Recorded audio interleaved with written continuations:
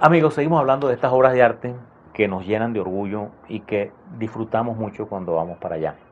Estábamos hablando del cuadro de la batalla de Junín, que también les cuento, esa batalla es importantísima, se realiza el 6 de agosto de 1824, pues el mismo año de la batalla de Ayacucho, y tiene la particularidad de que fue una batalla en la que no se disparó ni un tiro, una batalla de armas blancas, de lanzas, espadas y esas cosas.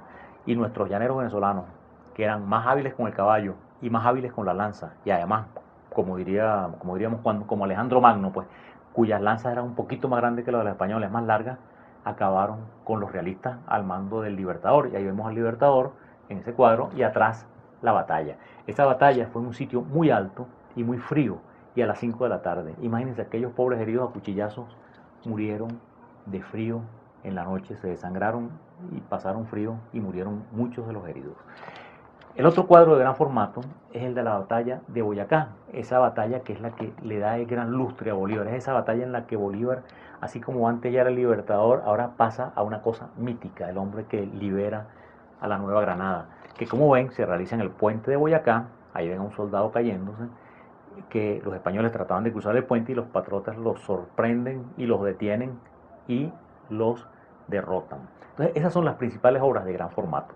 Pero hay otra anécdota por la cual se dibujan los cuadros pequeños, y es que Martín Tovar y Tovar, así como a Guzmán se le ocurre cuando lo ve el cuadro de la firma del Acta de la Independencia, se le ocurre mandarlos estos cuadros de gran formato, también Martín Tovar y Tovar estaba haciendo un cuadro del padre del presidente, de Antonio Leocadio Guzmán, que es ese cuadro que le mostramos ahí. Vean a Antonio Leocadio con esas patillotas grandotas que él se las dejaba para ocultar una cicatriz que tenía en la cara que le había hecho un brasileño en su juventud en un pleito. Entonces, al presidente Guzmán Blanco se le ocurre encargarle a Martín Tovar y Tovar 30 o 31 cuadros de los héroes de la independencia, de un tamaño así como de 80 por 1,20, una cosa así, ¿no?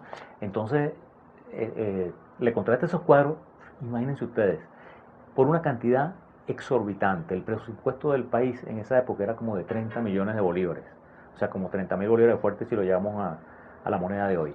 Y él le contrata por 400.000 bolívares, que era como el 1,33% del presupuesto nacional, la elaboración de esos cuadros. Entonces él comienza a pintar esos cuadros de casi todos los héroes de la independencia. Él hace un estudio de la fisionomía de cada héroe y se apoya mucho en el libro de historia de Baralt, el cual había sido ilustrado por Carmelo Fernández. Entonces Carmelo Fernández había ilustrado a mano, había pintado a muchos de los héroes de la independencia. Y Carmelo Fernández hace eso mucho antes, y Carmelo Fernández había tenido oportunidad de ver a muchos de los héroes. Entonces Martín Tovar y Tovar se apoya en estos bosquejos que hizo Carmelo Fernández, los que existían, y en muchos otros que no había. Él investigó la fisionomía de cada uno de nuestros héroes. Por eso se dice que Martín Tovar y Tovar es la persona que le dio rostro a nuestros héroes, porque en todos nuestros libros, cuando hablamos de algunos de esos personajes, lo que vemos es el cuadro pintado de Martín Tovar y Tovar. Después Guzmán le encarga 10 o 12 cuadros más, totales que se hacen como 40 cuadros, y está esa pared forrada de cuadros. Pero bueno, si ustedes van al Salón Elíptico, ¿qué es lo que preside el Salón Elíptico? El Salón Elíptico está presidido por un cuadro de Simón Bolívar que hizo un pintor peruano, Gil Castro. Ese cuadro se hace en el año de 1825, cuando Simón Bolívar está en el Perú y tenía apenas 1 o 2 años que se había cortado el bigote, porque Bolívar llevó bigote casi toda su vida, se lo cortó cuando tenía 42 años, como 5 años antes de morir. Entonces aquí Bolívar se acaba de cortar el bigote y este pintor peruano lo retrata, y véanlo ahí, que debe ser muy parecido a lo que fue la verdadera fisionomía del Libertador. Ahí está abajo esa arca, esa es el arca que contiene el Acta de la Independencia. Cuando se firma el Acta de la Independencia, pues esa que sale firmando en el cuadro de Martín Tovar y Tovar y sale Miranda Parado y esas cosas, esa acta se pierde. Claro, se habían hecho una serie de copias a mano, y no es como en el año 1907 que aparece un acta que se da como uno de los originales que se habían extraviado de la firma del acta. Entonces se manda a hacer esa arca y ahí se mete el Acta de la Independencia, la cual se exhibe todos los 5 de julio.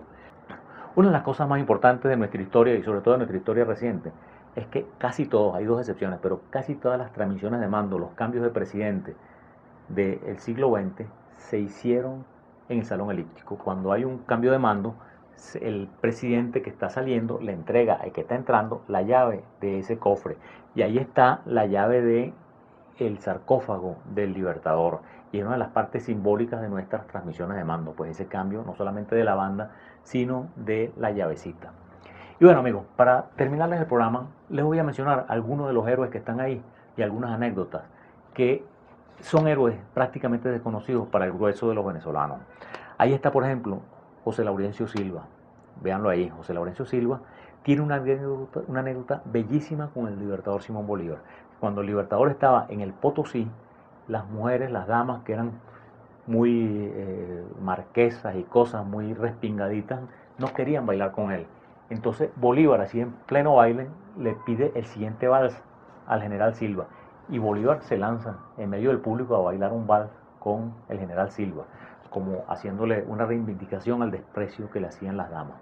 Vean ahí al coronel Juan Rondón. El coronel Juan Rondón es ese que les he mencionado varias veces, que cambió la batalla de Pantano de Vargas. La batalla estaba perdida cuando eran ya las 5 o las 6 de la tarde y es cuando Bolívar le dice a él: Rondón, salga usted a la patria. Y Rondón con 14 llaneros entran con 14 lanceros, atacan a los españoles y voltean la batalla y se gana finalmente la batalla, que fue lo que dio a pie a que después viniera el éxito de Bogotá. Vean esta otra del general José María Carreño. José María Carreño, un general que peleó también en Carabobo, que había peleado 40 batallas, estaba lleno de heridas, estuvo a punto de morir muchísimas veces. Si se fijan en el cuadro, vean su mano derecha, que es como una cosa que le cuelga, es una mano falsa porque, bueno, la mano se le hirieron y le quedó completamente inutilizada. Y él tiene la espada del lado izquierdo. Y fue esa anécdota que les conté de un humor, bueno, negro, de Juan Vicente González, que a José María Carreño después lo mandan a buscar los restos del Libertador el año 1842 y es cuando Juan Vicente González acuña esa frase que hizo reír a los caraqueños, que decían: los restos de Carreño van a buscar a los restos del Libertador, porque para esa época ya Carreño estaba bien deterioradito. Pero amigos, lo que les digo es que vayan a ese sitio y vean todos esos cuadros, pregúntenle a los guías quién es cada quien y qué hizo. Ahí van a ver a todos nuestros héroes, muchos conocidos y muchos lamentablemente desconocidos para la mayoría de los venezolanos, pero ahí están. Van a encontrar a Sucre, a Mariño, a Arismendi, a Bermúdez, a Piar, a todos nuestros héroes los van a encontrar ahí, y además dibujados por la magnífica mano de Martín Tovar y Tovar. Ese era el programa que le teníamos preparado para hoy. Muchísimas gracias y vamos ahora a nuestra acostumbrada sesión Educando a nuestros padres.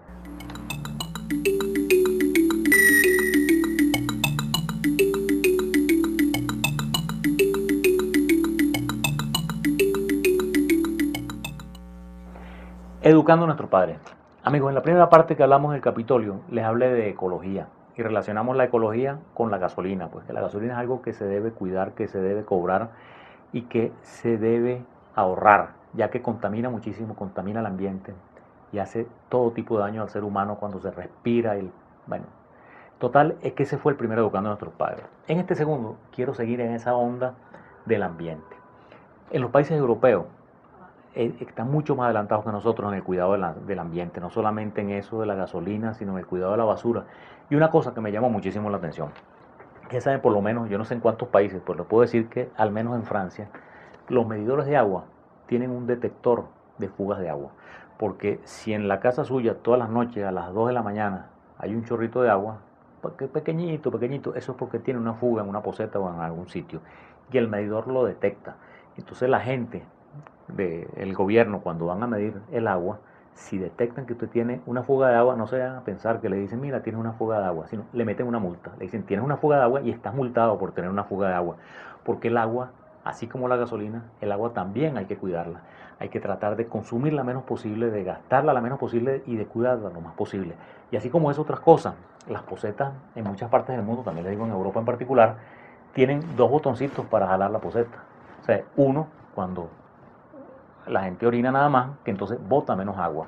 Y cuando se hacen las otras cosas, otro que bota más agua. Porque la idea es cuidar el ambiente. Y ese es el mensaje que le tenemos hoy. Amigos, tenemos que cuidar el ambiente por todos los medios. Recuérdense de aquello de reciclar, reducir y reutilizar. Esa es una de las claves para preservar nuestro planeta, para nuestros hijos y nuestros nietos. Muchísimas gracias y lo esperamos en un próximo programa, Los Cuentos del Tío Pepe.